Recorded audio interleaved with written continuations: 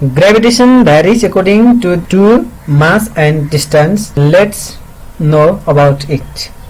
There are two conditions of variation of gravitation with mass. They are condition A, when a mass of one body is double. The second condition is when the mass of both bodies is double. Similarly, there are two conditions of variation of gravitation with distance. They are condition A, when the distance between two bodies is reduced to half, and condition B, when the distance between two bodies is double. Let's derive this variation.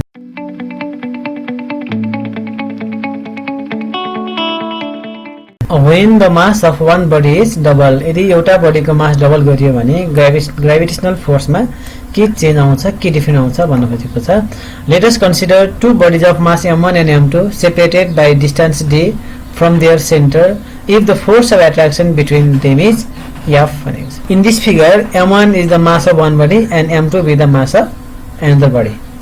According to Newton's law of gravitation, का अनुसार F equals to g m1 m2 by d square.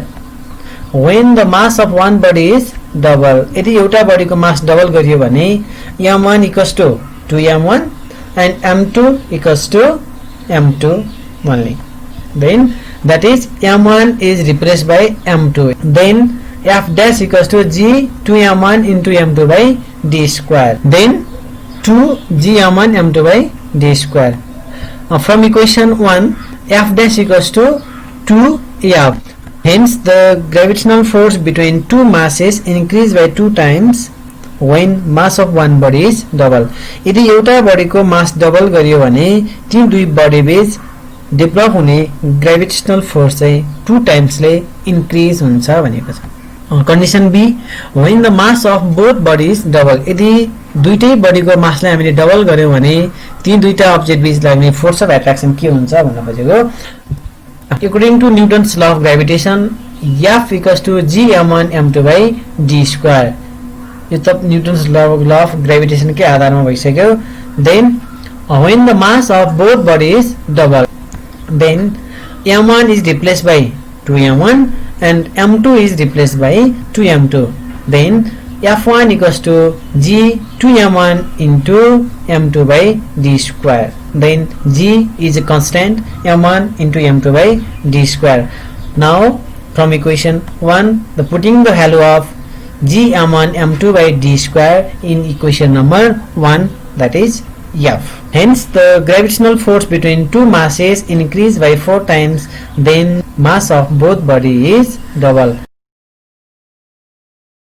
When the distance between two bodies is reduced to half, यदि मास constant छ तर उनीहरु बीचको distance half गर्यो भने त्यसपछिको ग्रेभिटेशनल फोर्समा के इफेक्ट पर्छ भन्ने कुरा यहाँ देखाउन खोजेको छ. According to Newton's law of gravitation, F equals to g m1 m2 by d square. Equation number 1. When the distance between two bodies is reduced to half, then that is d is reduced by d by 2.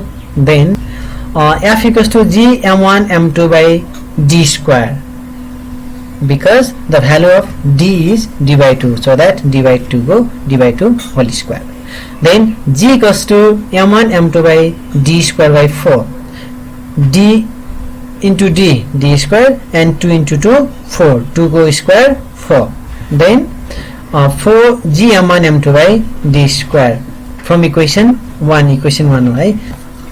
Hence the gravitational force between two masses increase by 4 times when distance between two bodies is reduced to half.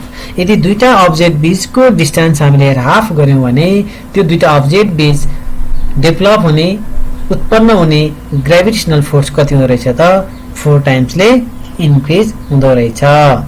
Now condition B, when the distance between two bodies is double. According to Newton's law of gravitation, F equals to g m1 m2 by d square. When the distance between two bodies is double, यदि दुईटा बडीको distance double बनायो, मास constant छ भने gravitational फोर्समा के effect पर्छ भन्ने कुरा यहाँ देखाउन खोजेको छ.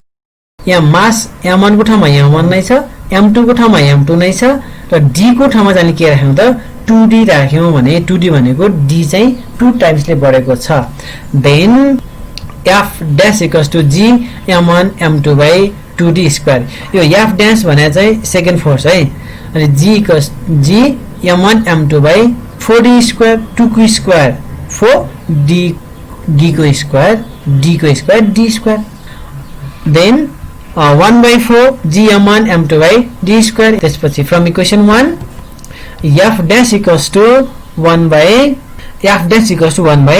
4f g m1 m2 by d square को ठाउँमा हामीले f मात्र राख्यौं किनभने f भनेकै g m1 m2 by d square हो फ्रम इक्वेसन 1 इक्वेसन 1 मा त्यही बनेको छ hence the gravitational force between two masses decrease by 4 times when distance between two bodies is double यदि दुईटा बडी बीचको डिस्टेन्स डबल गरियो भने त्यो दुईटा अब्जेक्ट बीच डेभलप हुने ग्रेभिटेशनल फोर्स चाहिँ कति टाइम्सले घट्छ रे 1/4 टाइम्सले घट्छ